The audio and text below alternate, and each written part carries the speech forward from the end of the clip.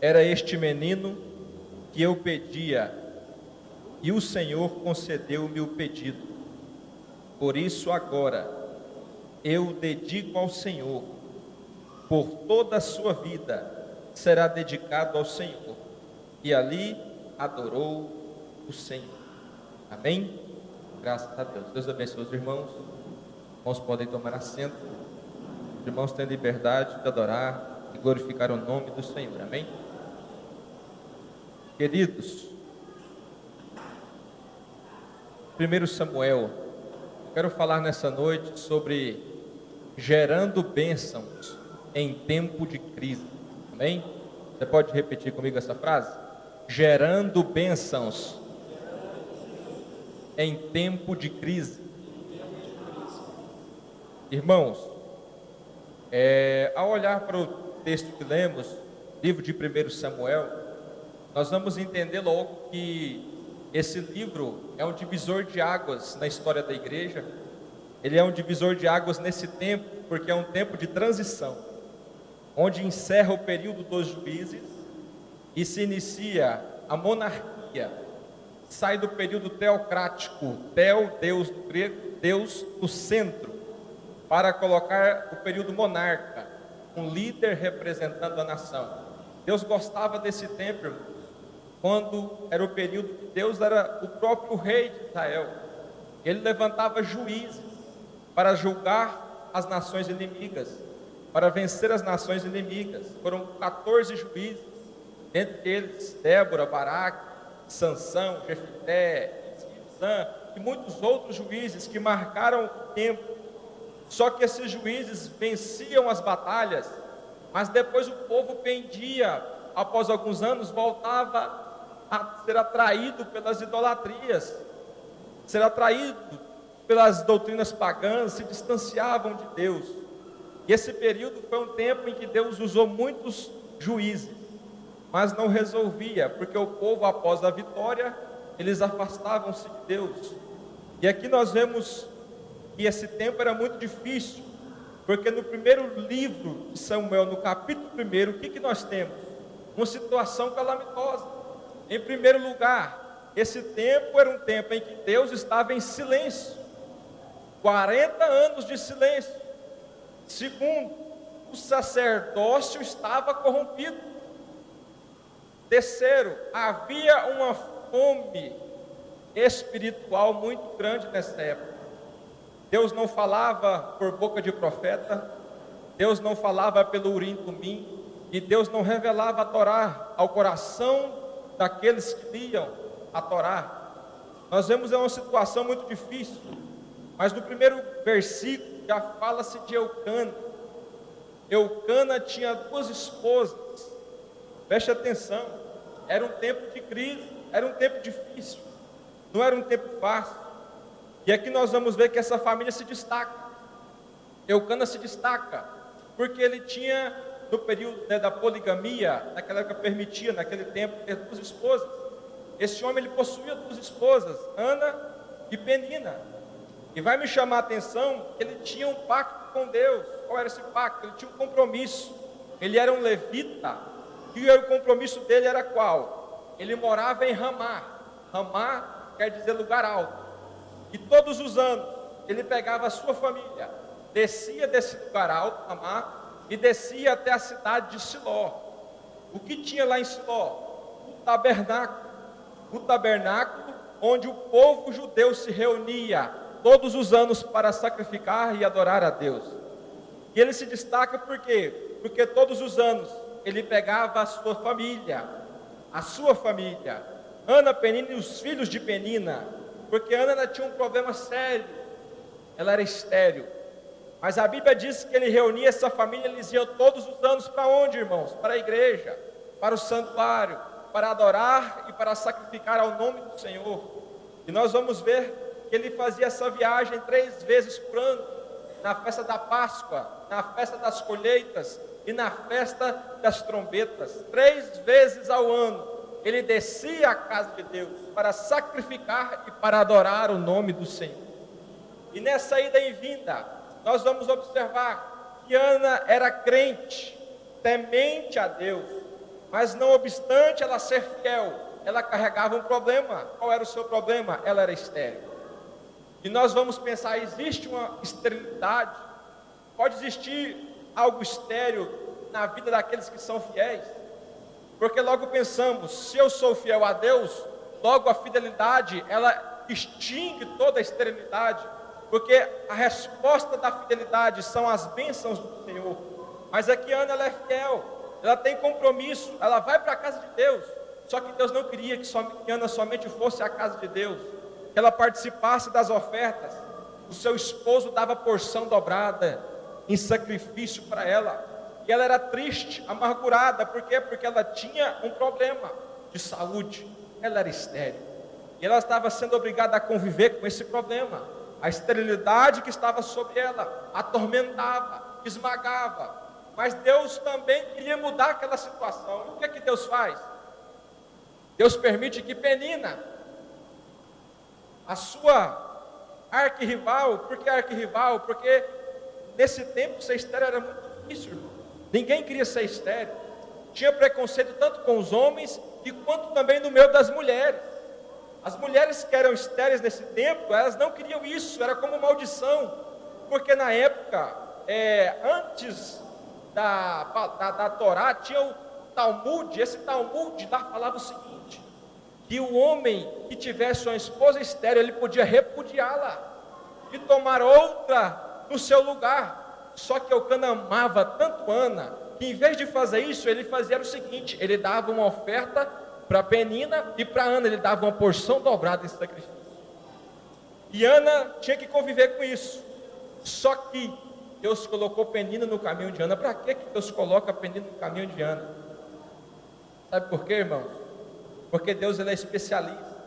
O Senhor permite a esterilidade na vida dela. Olha isso aqui: o fracasso não faz de você um fracassado. Entenda isso. O fracasso não faz de nós fracassados, de forma alguma. Ela era estéril.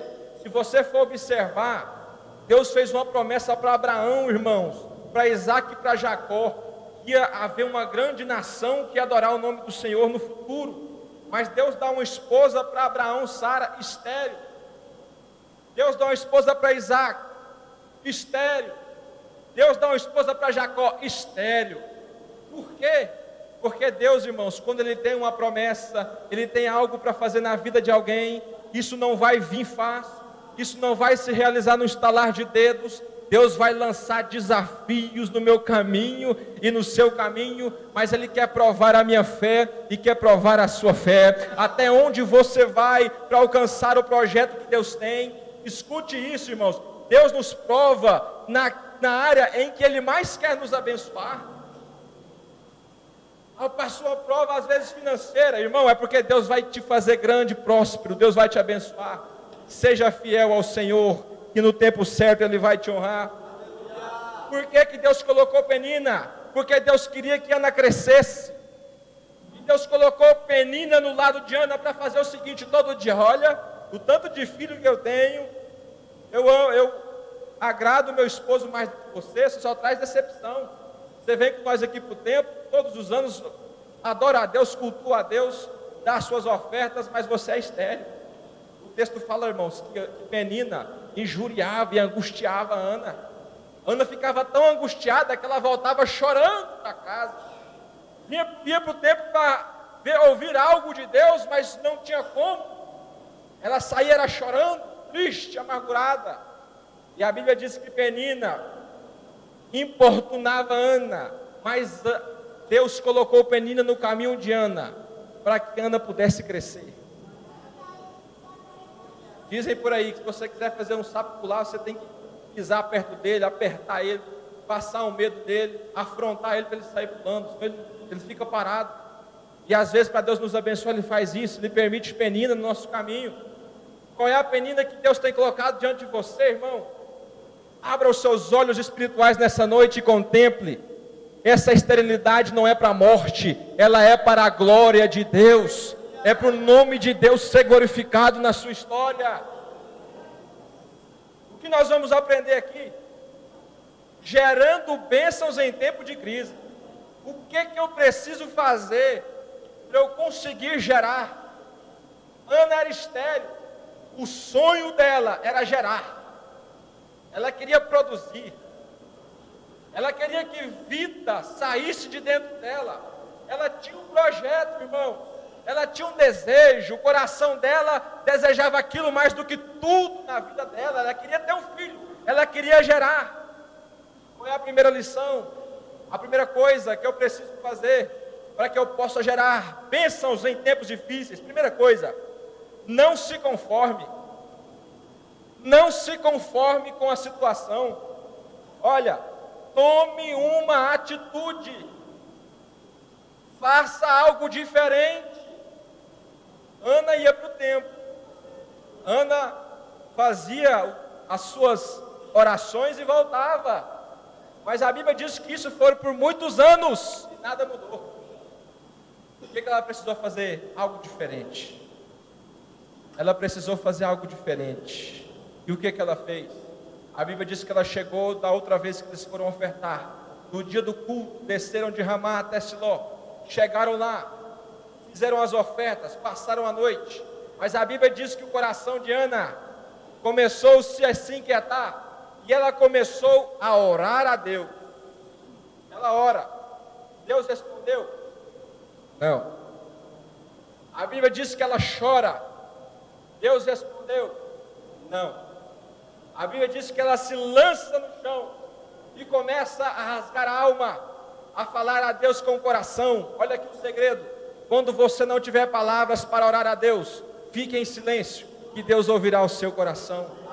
Deus começou a ouvir o gemido da alma, do coração. Ela está no chão, alguém olha, está embriagada essa mulher. Eli, coitado, olhou e falou, essa mulher está embriagada. O que está acontecendo com essa mulher? Mas a Bíblia diz que ela não orava com os lábios, ela apenas mexia os lábios, mas falava com o coração. Mas Deus é tão profundo, irmãos, que Deus nos leva, aleluia. Deus nunca vai provar alguém no limite que ela não possa suportar, porque Deus, Ele sempre vai exigir algo de nós que nós podemos dar para Ele. Deus não ouviu, mas Ana se levantou. Olha o que diz o versículo de número 9. Ana, na última parte do versículo 9, e Ana se levantou. Ela vai fazer algo diferente, porque não está dando certo. Ela faz algo diferente. O que ela faz? Ela disse, eu preciso fazer uma coisa, eu vou fazer um voto. Ela fez um voto.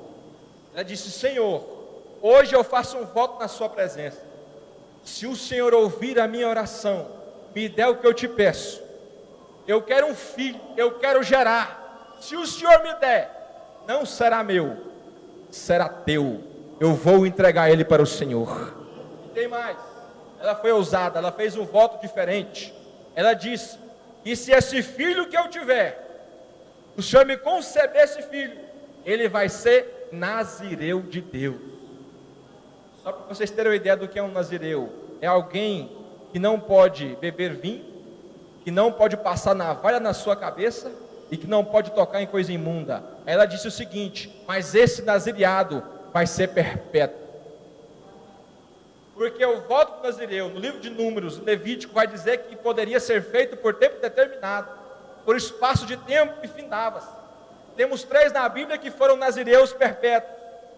Temos 3, foi o próprio Samuel, Sansão e o profeta João Batista. Os únicos 3 que foram nazireus perpétuos. Ela fez algo diferente. Ela disse, Senhor, porque para Sansão Deus pediu, foi Deus que pediu, esse aqui vai ser nazireu, deu até o nome, vai ser Sansão o nome dele. Para João Batista do mesmo jeito, mas agora Samuel não era, irmão. Samuel não é um projeto de Deus, é um projeto de Ana, é um projeto que vai ser gerado em tempos difíceis, é um projeto que vai dar certo, é um projeto que nasceu no coração de uma pessoa que desejava receber algo da parte de Deus.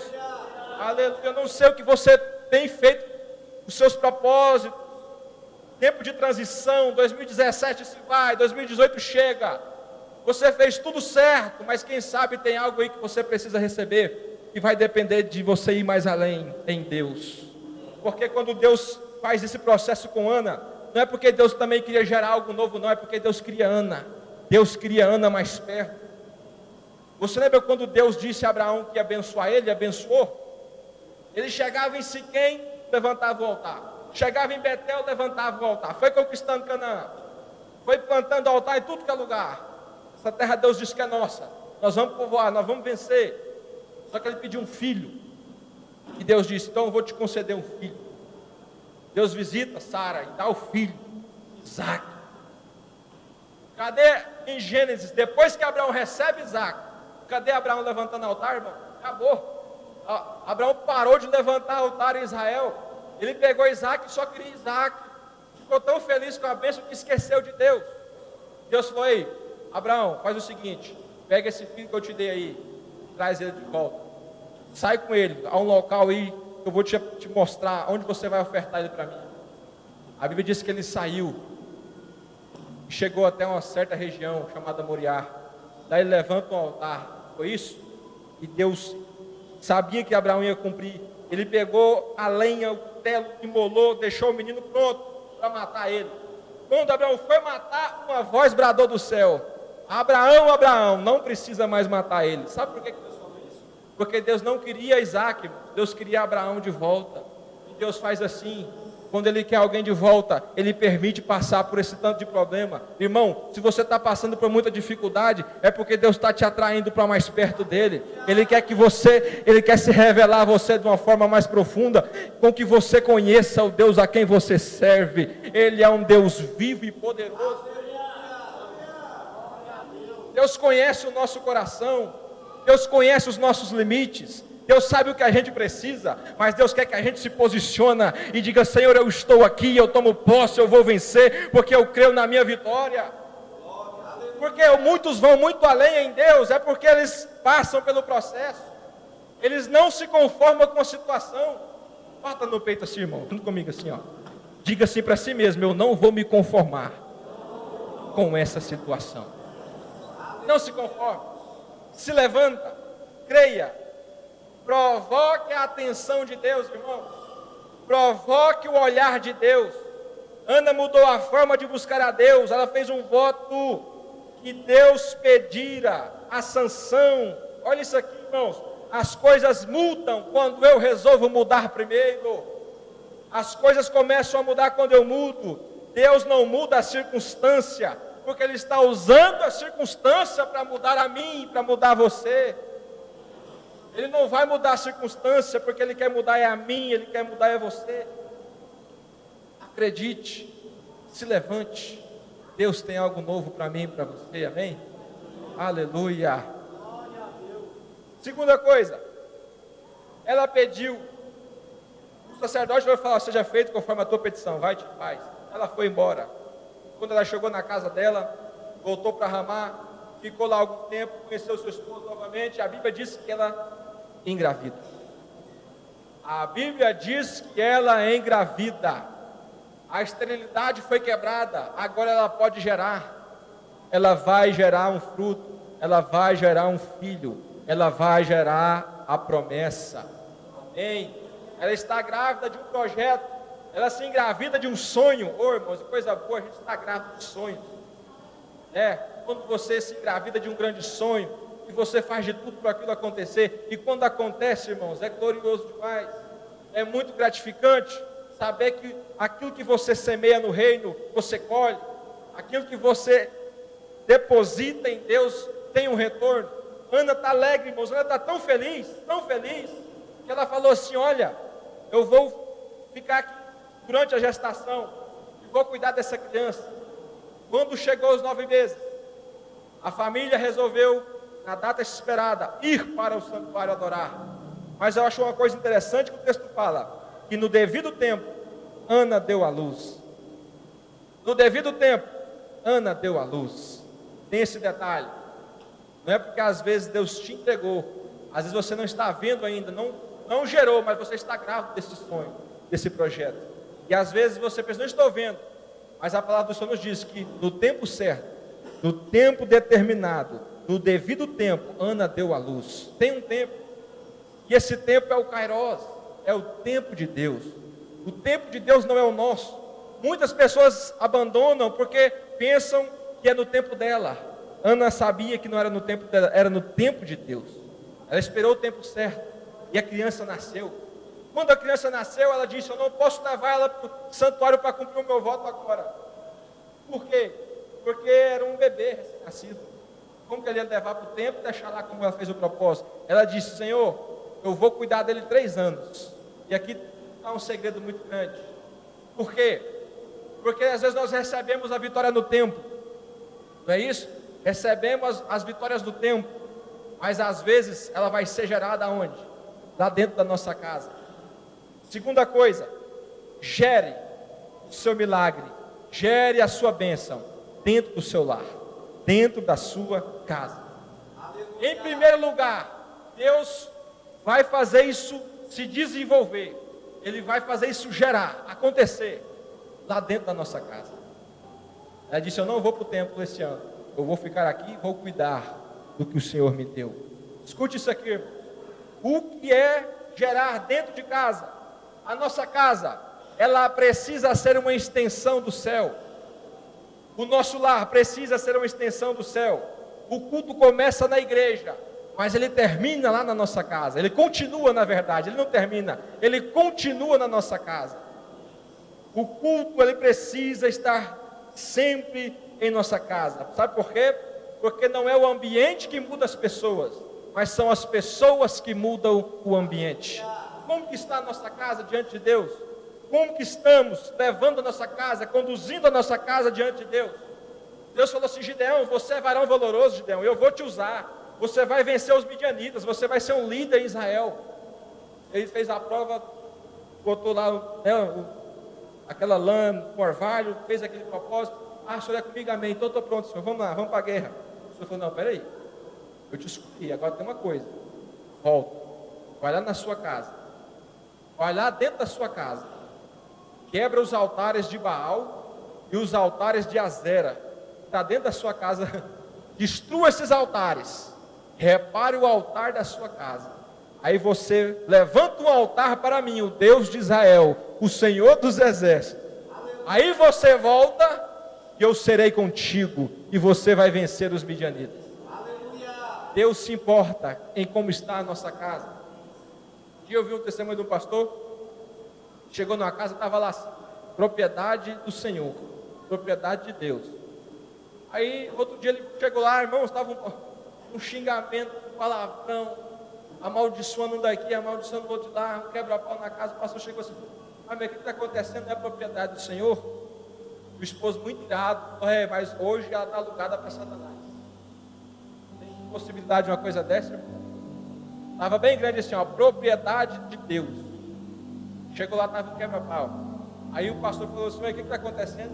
O esposo virou para o pastor: não, é propriedade de Deus, mas hoje ela está alugada para o diabo. Misericórdia, irmão. Como que está a nossa casa diante de Deus? O Senhor Deus quer gerar bênçãos, quer fazer que nós cresçamos. Ele põe penina, mas a nossa casa precisa estar com o altar de pé para Deus. Deixa eu fazer uma pergunta. Eu já fiz essa pergunta para mim. Lá na sua casa, tem um altar para um ídolo ou um altar para o Deus de Israel, o Deus Todo-Poderoso? Nós temos levantado altares na nossa casa? Como que está o culto na nossa casa? Ana disse: 3 anos, vou amamentá-lo, vou nutrir essa criança, vou dar leite materno, vou cuidar dessa criança, vou cuidar desse sonho, porque fui eu que gerei. Ela pega o menino com 3 anos de idade, saudável, foi muito bem cuidado, foi ensinado, discipulado por ela, ensinado, falado de Deus para essa criança. Ela já começou a conhecer a Deus. Ele sabia que ele era fruto da sua mãe, ele sabia que ele era fruto de uma promessa. E agora ela pega a criança e volta lá para Siló, e vai pegar essa criança e vai colocar ela onde ela prometeu que deixaria, no templo do Senhor. Ela pegou ele e levou. Chegou lá, ela cumprimentou ele e disse: olha aqui, Eli, o versículo que lemos, os 2 versículos que lemos. E ela disse, olha o que ela disse ao sacerdote: era este menino que eu pedia, e o Senhor concedeu-me o que eu pedia. Por isso agora eu o dedico ao Senhor por toda a sua vida será dedicado ao Senhor. E a Bíblia diz que ali ela adorou o Senhor, Deus de Israel. Aleluias. Ela cumpriu com o voto que ela tinha feito. Provérbios diz: se você faz um voto e não cumpre, é melhor que você não tenha feito. Salmos vai nos dizer: façam os teus votos ao Senhor, e no tempo certo Ele vos recompensará. Igreja, fazer votos diante de Deus não é pecado. Fazer voto diante de Deus, às vezes, é necessário, é preciso. Ela cumpriu com o voto e voltou. Mas o que me chama a atenção é que ela, depois de cumprir o voto, não desistiu de Deus. A Bíblia diz que todos os anos ela vinha novamente e chegava naquele santuário, ofertava a sua adoração a Deus, o seu sacrifício a Deus, louvava e bendizia os feitos do Senhor. Acabava-se os períodos de festa, ela voltava para casa novamente. Quem sabe a menina virava e falava assim: mas Deus te abençoou, você recebeu o que Deus tinha te prometido, mas cadê? Cadê o que Deus te deu? Não é? Mas Ana estava alegre, porque ela sabia do que ela tinha passado. As marcas internas ninguém via, mas ela sabia que o que Deus tinha feito na vida dela era um grande milagre. E ela voltou para o templo no outro ano, ofertou, adorou e foi embora. Muitos anos ela fez isso. Mas um certo dia ela chegou para adorar a Deus novamente. E lá, o mesmo sacerdote, Eli, que viu ela, acusou ela de estar embriagada, disse: vem cá, cadê? Eu vejo aqui o seu filho Samuel crescendo. A Bíblia diz que Samuel, quando entrou no santuário, ele viu os filhos de Eli, ele viu a Arca da Aliança. E a Bíblia diz que ele escolheu a Arca da Aliança. E o texto diz que ele crescia na presença de Deus. Ele crescia, porque tudo que nós geramos na presença de Deus tem crescimento, cresce para a glória de Deus. Ele olhou para ela e falou: peraí, mas cadê? O seu filho está aqui, você não tem mais nenhum filho não? Ele levantou as mãos para o céu e disse: Deus, se o Senhor é Deus na vida dessa mulher aqui, eu vou orar e o Senhor vai conceder a ela mais filhos. A Bíblia diz, irmãos, que Ana teve mais 3 homens e mais 2 mulheres. Ela teve mais 5 filhos, irmãos, para a glória de Deus. Você sabe por quê? Porque às vezes nós fazemos uma campanha, algumas pessoas fazem a campanha, Deus entrega a bênção no meio da campanha, ela vai embora e às vezes não volta, nem para agradecer a Deus. Ana, ela fez o seu voto, ela cumpriu e continuou indo para o templo. Aí o Senhor disse: não, o que eu tenho que fazer nessa vida da mulher tem que ser mais grande. Eu vou dar a ela 5 vezes mais aquilo que ela me pedia. E Deus concedeu a Ana 5 vezes mais aquilo que ela tinha pedido. Agora é mãe de 5. Agora ela volta para o templo rodeada de meninos, de criança, louvando e adorando. Onde ela passava com lágrimas, agora ela passa com alegria, louvando o nome do Senhor. Deus vai fazer isso na minha vida e na sua vida. Quantos acreditam que Deus ainda realiza milagres sobrenaturais? Ele realiza. Aleluia. Mas o menino está onde? E Samuel está onde, irmãos? Está na presença de Deus. A Bíblia diz: enquanto Ofni e Finéias brincavam com o sacrifício, brincavam com as ofertas, deitavam com as mulheres na porta da entrada do templo, a Bíblia diz que Samuel ficou na presença de Deus. E me chama a atenção que Ana continuou indo para o templo depois de receber os 5 filhos. Ela continuou fiel a Deus, adorando a Deus. Um dia ela chegou no santuário e viu Samuel aonde? Na presença da arca. Samuel estava lá na presença da arca. A Bíblia diz que ele crescia, e deram para ele uma túnica de linho fino. Uma túnica de linho fino. Essa túnica foi dada para ele porque ele já era um assistente do sacerdote. Ele já era quase um sacerdote, profeticamente falando. Só que tinha um detalhe: ele crescia na presença. Todos os anos aquela bênção crescia. A roupa estava ficando apertada, não é? Mas a Bíblia diz que Ana, todos os anos, quando ela vinha, ela trazia uma túnica nova, de linho finíssimo. chegava até Samuel, arrancava aquela veste velha e colocava uma veste de linho finíssimo. Quem sabe, profeticamente falando, aquela bênção, alguém dizia: esse não vai dar certo, essa criança não vai vencer, esse sonho aí ele vai morrer. Mas todos os anos, Ana vinha, arrancava aquela túnica pequena e colocava uma túnica nova. É isso que Deus faz com nossos sonhos, irmãos. É isso que Deus faz com nossos projetos. Chega um certo tempo e não vai crescer mais, vai parar aqui. A túnica está apertada, mas de repente, Ana vem e vem com a túnica nova. Arranca o que é velho e coloca o que é novo. É um segredo. Ana no hebraico significa graça. Graça. Graça. Siló significa local de descanso. Era um local baixo. Todos os anos, Ana descia do lugar alto e vinha até o santuário, arrancava o que era velho e colocava o que era novo naquele projeto. Alguns já entenderam? Ana no hebraico significa graça. O que vai fazer o teu projeto permanecer? O teu projeto, o teu sonho permanecer diante da presença de Deus e crescendo e crescendo e crescendo, é a graça de Deus. Todos os anos, a graça de Deus, ela vai descer do lugar alto e vai chegar até onde o teu projeto está e vai arrancar algumas coisas que estão impedindo ele de crescer e vai colocar algo novo, vai dizer: você vai crescer, você vai prosperar, você vai crescer, você vai chegar no objetivo. Deus faz assim, irmãos. Ela levava uma túnica nova. Eu sinto que há uma graça de Deus aqui, irmãos, profeticamente falando, descendo sobre muitos que têm gerado sonhos de Deus, e Deus está dizendo: não se entristeça, esse momento é porque é um momento em que está crescendo, algo novo tem que acontecer, e quem vai fazer isso é a graça de Deus, não é você, é a graça de Deus que vai fazer o teu projeto dar certo. Aleluia. E Samuel vai crescendo, vai crescendo, vai crescendo, vai crescendo. E a Bíblia diz que ele crescia na presença de Deus. Isso é maravilhoso. Terceiro, que eu vou entender aqui, irmãos. Ana, ela não desistiu de adorar a Deus. Ana não desistiu de adorar a Deus.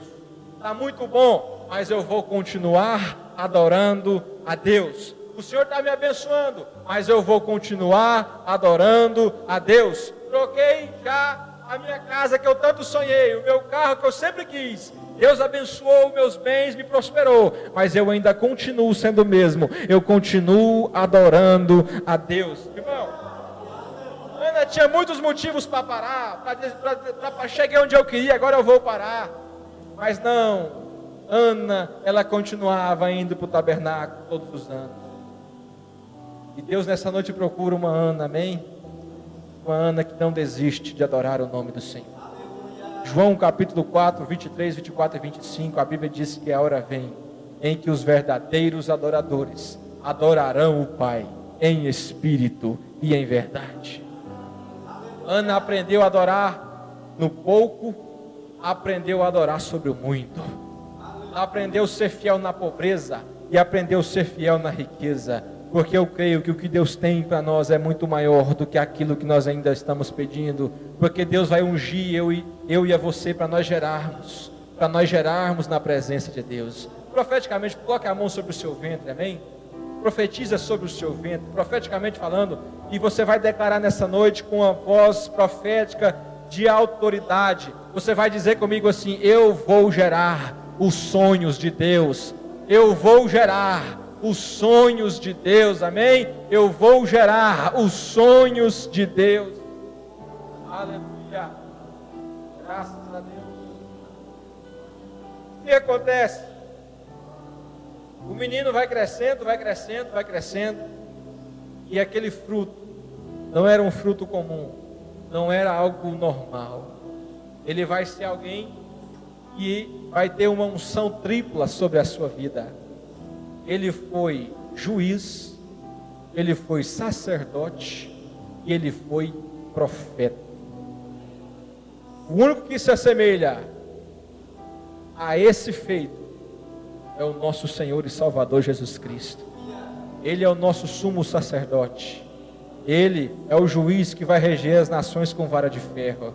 E ele é o profeta maior, o nosso profeta. A bênção que Deus entregou para essa mulher apontava para Cristo. Apontava para Cristo. Mas ainda há algo mais aqui. Porque ela gerou algo profético. E não serviu só para abençoar ela, mas serviu para mudar a história e um tempo. Não era só condicionada a Ana, era condicionada a Israel. Aquilo que Deus entregou para ela era condicionado a Israel. A Bíblia diz que ele restaurou o sacerdócio. Deus voltou a falar. O silêncio de Deus foi quebrado. O silêncio de 40 anos foi quebrado. A nação voltou a sentir a presença de Deus naquele santuário, porque eles ofertavam e a palavra voltou a ser pregada. Deus voltou a falar com Israel e uma restauração começou. Aleluia, você está preparado para receber isso hoje da parte de Deus? Isso que você vai receber não está condicionado só a você, mas a todos aqueles que estão à sua volta. Todos aqueles que estão à sua volta vão ser participantes. Ele vai crescendo, se torna juiz, profeta e sacerdote. E a Bíblia diz que Deus confirmava a palavra de Samuel, desde Dan até Berseba. Todo Israel reconhecia que aquele homem era um homem marcado por Deus.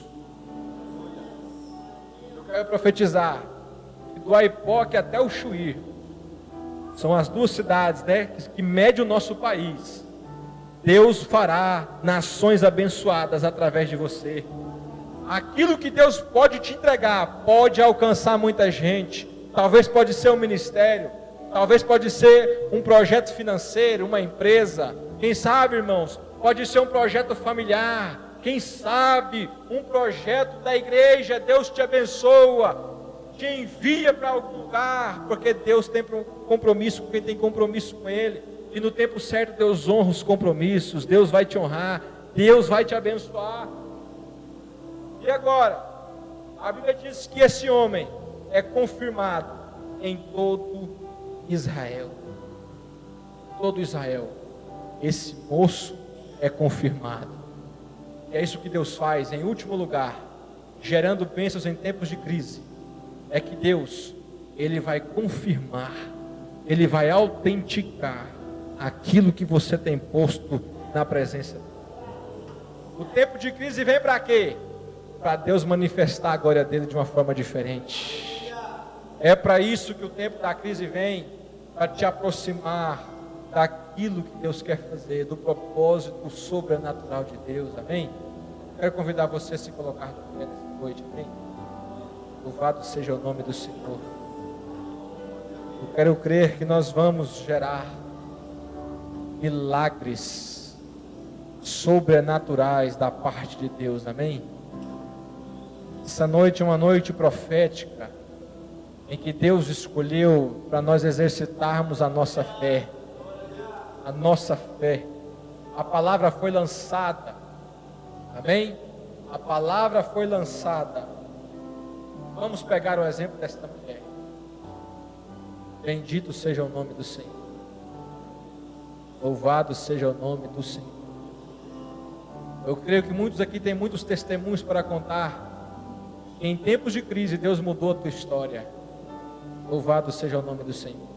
Deus vai colocar pessoas no seu lado, irmãos, no tempo certo, para esse projeto acontecer.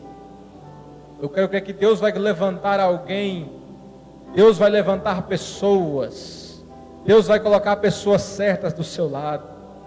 Pessoas que vão te ajudar a alcançar o que você precisa. Deus tem realizado isso na minha vida, na minha história. Deus tem feito algo sobrenatural, porque a bênção ela nasce lá em cima, para depois ela ser revelada aqui embaixo, amém? Talvez você não está vendo, mas tem bênçãos lá em cima sendo confirmadas hoje, e elas vão se revelar, materializar diante de você. Isso é profético. Deus coloca pessoas certas no tempo certo do nosso lado. Aleluia. Feche os seus olhos. Quero orar por você, amém? quero ministrar uma palavra de oração sobre a sua vida, porque eu creio que o Senhor, profeticamente falando nessa palavra, Ele está visitando você nessa hora. Meu Deus e meu Pai, eu te louvo, eu te agradeço.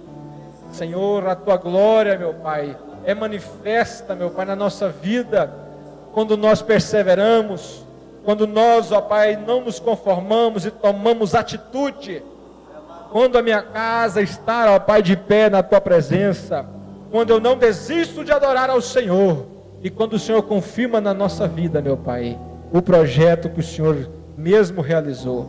Eu peço que o Senhor abençoe cada irmão, cada irmã, que o Senhor nesta noite, ó Pai, eu creio que está sendo de forma especial, ó Pai, o Senhor está visitando muitos sonhos, ó Pai, muitos projetos, e o Senhor vai fazer gerar no tempo da crise, no tempo da dificuldade, no tempo em que ninguém prospera, o Senhor fará um povo prosperar, um povo ser abençoado, um povo ser diferente, porque esse povo é aquele, ó Pai, de 2 Crônicas, ó Pai, que está escrito no versículo, Pai, 2 e 14, capítulo 2 e 14, que se o meu povo que se chama pelo meu nome, se converter dos seus maus caminhos, orar, buscar a minha face, eu então ouvirei dos céus, perdoarei os seus pecados e sararei a sua terra.